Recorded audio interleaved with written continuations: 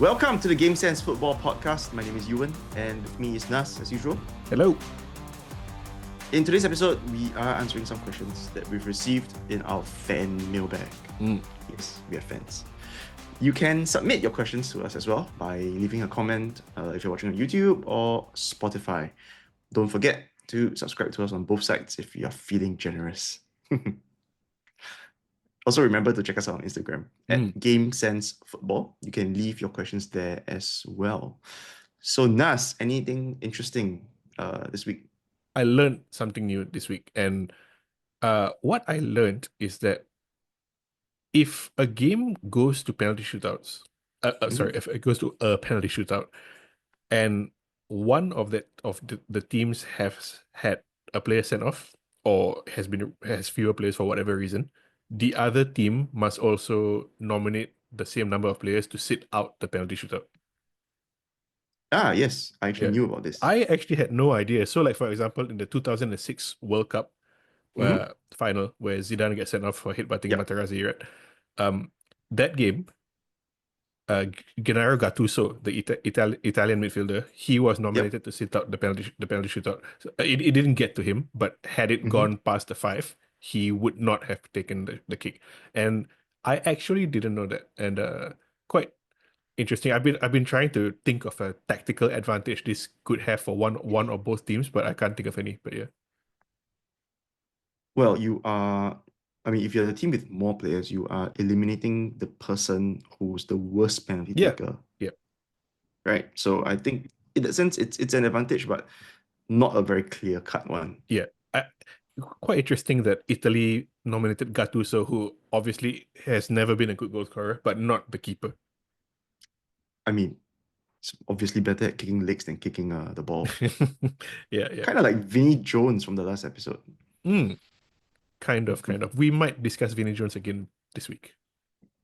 Yeah, we might. All right. Okay, so shall we get ourselves started on this Yes. fan mailbag? First question. What's the first question that we have? So first question is from Aziza. She is a Aziza. Man United fan, like many of us and our listeners. And her question, straight to the point, do United deserve to be relegated?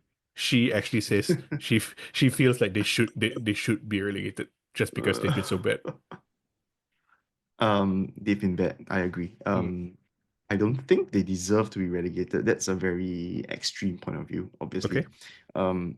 I think the table shows that there are teams, at least 3 teams, that are worse off than United at the moment.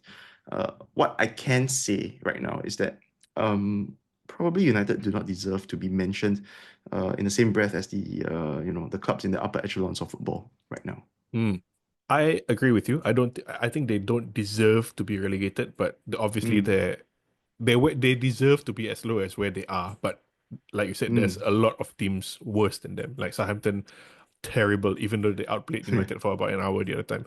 Leicester, not really good. Ipswich, Everton have been horrible. Maybe with David Moyes, it changes a bit. West Ham have been bad. I would go so far to say that Spurs deserve to be relegated more than United. I don't think they will, but if you're saying deserve, Spurs deserve to be relegated more than United do. So yeah, short answer, no, United don't deserve to be relegated, but they are where they are on merit or lack of merit. Correct. And I think we have a related question as well from Greg. Greg, who has been on the show previously. He asks, is selling Garnacho the right call? Oof. So right now, I think there are talks of selling Garnacho. I think the strongest buyer or to-be buyer is like Napoli, I believe. But I think they're some way off in terms of meeting the required valuation. Exactly. Yep. But I think yeah, the main crux of this is, should we be selling Garnacho? Is it the right call? What do you think? I think no, just because there are other players to sell before Garnacho, even though in terms of PSR and all, he's one of the most bankable assets for the PSR reason. The fact that he's considered an academy graduate. there are at least 4 or 5 players I would sell before Garnacho, getting buyers for the likes of Marcus Rashford, for Casemiro, for Christian Eriksen, for Tyrell Malacia. That's it. For Victor Lindelof, that's a different question altogether. But I don't think we should sell Garnacho unless somebody comes in with a monster bid. Like, okay, Napoli sold Kvaratskhelia to PSG for 70 million, right? If they buy Mhm. Garnacho for about the same price, United then have, well, technically United will have more than 70 to spend. But who are they going to bring in for that money that's going to make an improvement to the first team, especially when you factor in wages? Because Garnacho isn't on a lot of money. So if you bring anybody decent, he's going to be like on three times as much as Garnacho. Yeah, I see where you're coming from. I wouldn't put Garnacho as one of my first three or four players to sell for the Mm, club right now. But I think for the right price, he can be sold. That's what I feel. mm, mm. Maybe, and I think 70 million honestly is definitely the right price because he's not worth that much, in my opinion. I I know what you're saying, but I'm just Yeah. thinking if you sell him, he has to be replaced. And not because he's starting every game, because he isn't, but their first team squad needs improvement in at least one, two, three or four places. And whoever you bring in is probably going to be upwards of 50 million. I Yeah. would say, a replacement doesn't need to be a like for like player as well. It can Mm, be a player like maybe a wing back, yep. an attacking wing back. So Patrick Dorgu, Mm, that name is being bandied around. mm, He's definitely not going to be that expensive compared yes. to how much if we sell Garnacho. And you can say that he can be a replacement for Garnacho in the squad. Mm. In terms of the Purely because bodies. Yeah. there is actually a place for him, Yeah. whereas there is a less obvious place for Garnacho right now. I think you're right. So if you sell Garnacho, it has to be for the right price, and United need to bring in somebody now in this Yep. window, not as a like for like necessarily, but someone that can immediately improve the squad in one of those left back, centre mid, number 10, even as or a striker. Yep. Yep. Yep. Cool. Great. Mm. So next question that we have, Yeah. Next question is from Kunal. So Kunal is asking, who is your favorite footballer in a mm, video game?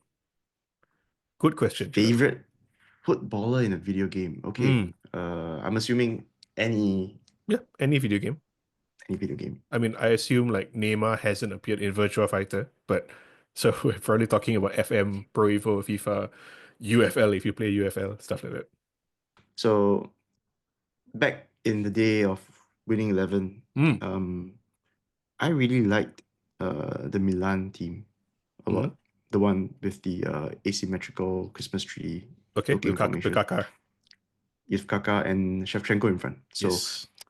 Shevchenko way ahead, Mm. in terms of my favorite player, being my favorite player in that game. Okay. He's fast, he's strong, and can score the goals. Yep. Yeah. Shevchenko, yeah. That's for Winning 11. Mm. So Football Manager. Mm. Yeah. So I used to like using Giuseppe Rossi a lot. Okay. Okay. Yeah. When he was Yeah. at And United? also when he was at United, I believe at United, yes, but still a Okay. youngster. Yes. But he develops into a killer striker. Yeah, yeah, yeah. Um, there are a few others. There's one name that we've mentioned a lot of wonder kids before previously from Football Manager days, Including Giuseppe Rossi. including Rossi. Yes, but this other guy, I used to use him a lot because he could play anywhere across the attacking mid Oh, kind of positions. okay. That's Nicholas Alexanderson. Alexanderson, yes. In the all And all and like and the yeah. thing is that we haven't really mentioned him on this Yeah. show. Oh, he's Yeah. an FM legend, Nicholas Alexanderson. Could play like he's Yes. a attacking midfielder, forward, right, left, center. Oof. Yes, exactly. Cheap So as well. He was Nicholas Alexanderson. from like IFK Gothenburg or something, right? Yeah, yeah, Yeah, yeah. yeah, yeah. Oh, Swedish guy. oh my God. Nicholas What Alexanderson. that name brings back memories. For me, I've been playing a lot of FC 25 career mode recently Mm-hmm, mm-hmm, when we're not playing our clubs at late at night. But mm-hmm. and in that career mode, I using United, and I've sort of revamped the United team, and the whole United attack is built around. I'm playing a 4-3-3, so no 3-4-3. I'm sorry, but left wing I bought Nico Williams, My center forward is Julian Alvarez, and my right Mm. winger is Garnacho, who we just discussed. Nico Williams especially is insane, and just he's too fast for any defender to catch, basically. And Oh. especially if you play FIFA, you know that recently there's been a patch where defenders are a bit slower. So once you engineer a position where Nico Williams is behind the defender, that's it, finish. Yeah. Even though his Uh, shooting is only like 80 something, it's good enough. Yeah. yeah, in FIFA, pace is like King. almost Yeah. everything. Yeah. Especially now Yep. with the recent change. Previously in Pro Evo, when I used to play it a lot in mid 2010s, I think, Mm-hmm.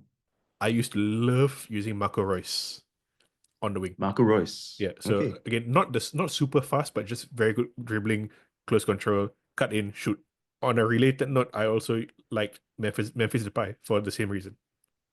Yeah. Uh, Yeah. a bit more one-footed though. Yes, definitely.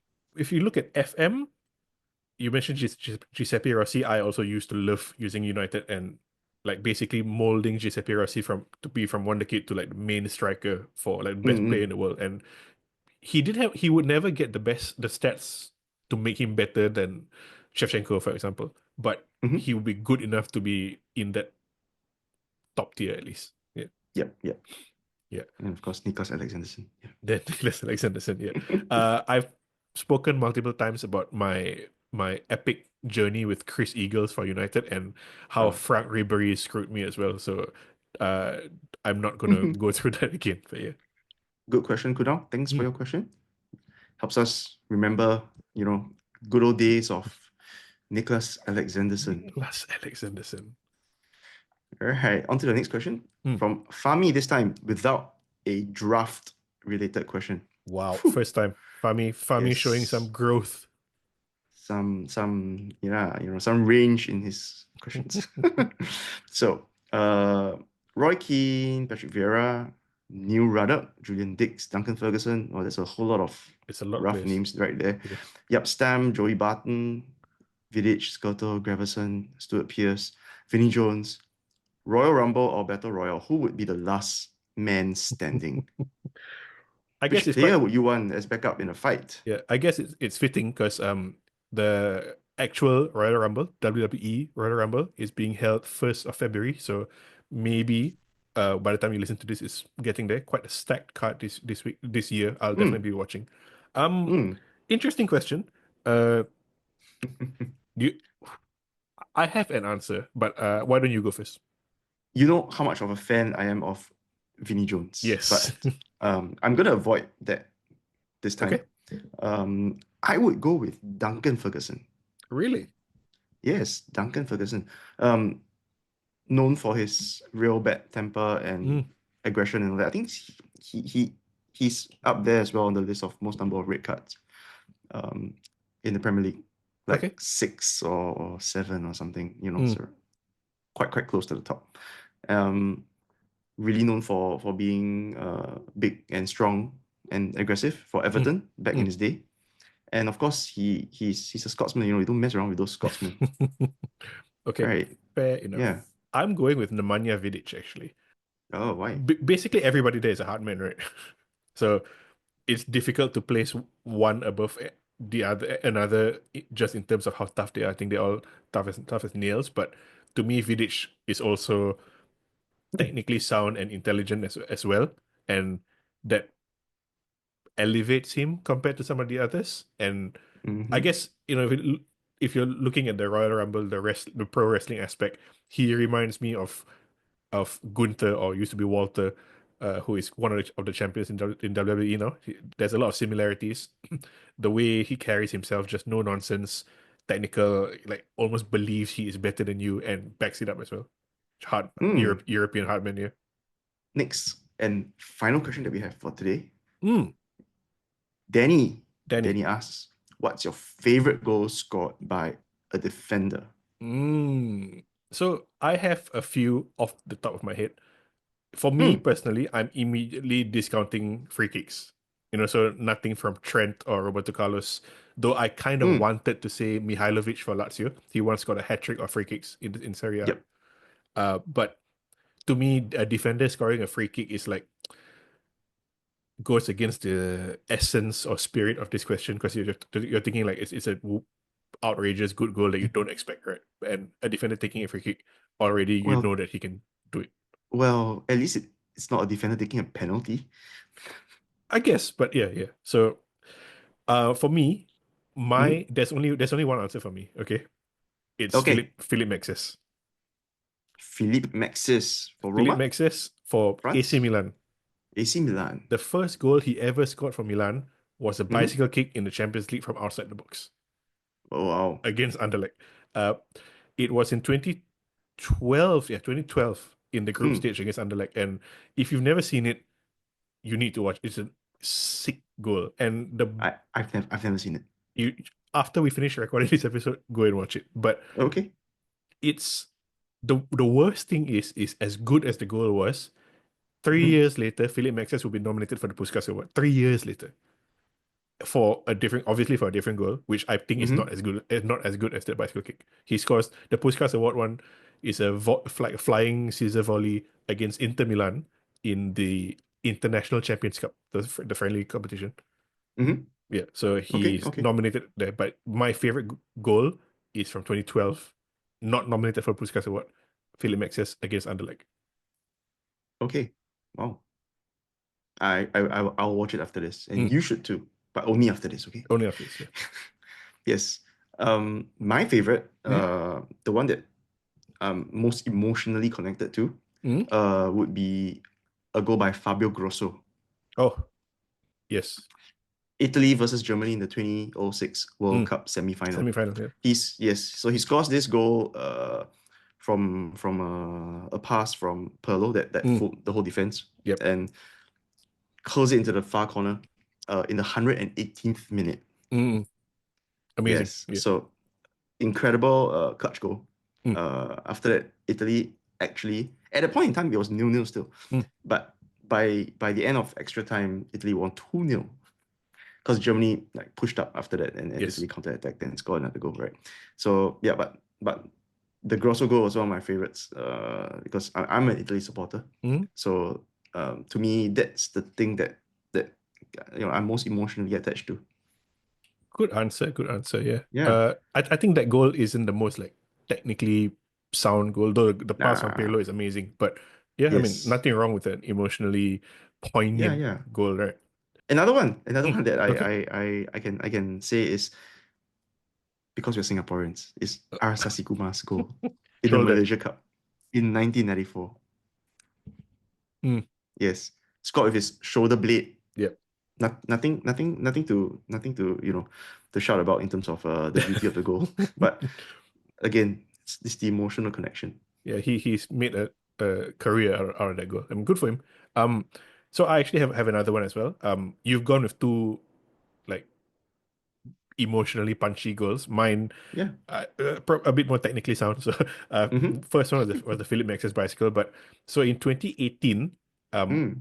I remember I was working on a bit of German Bundesliga at the time, and Jonas Hector, because I was doing a Bundesliga highlight show, okay, and it was Mm. Jonas Hector was playing for Cologne. He's the captain for Cologne at the time, playing against Wolfsburg near the end of the season, and Cologne lose 4-1, but Jonas Hector scores the goal for Cologne, the one, and he's a defender, right? And it's how do I describe the goal? So it's a set piece from the right side of the pitch that gets played in. Ball bounces a bit.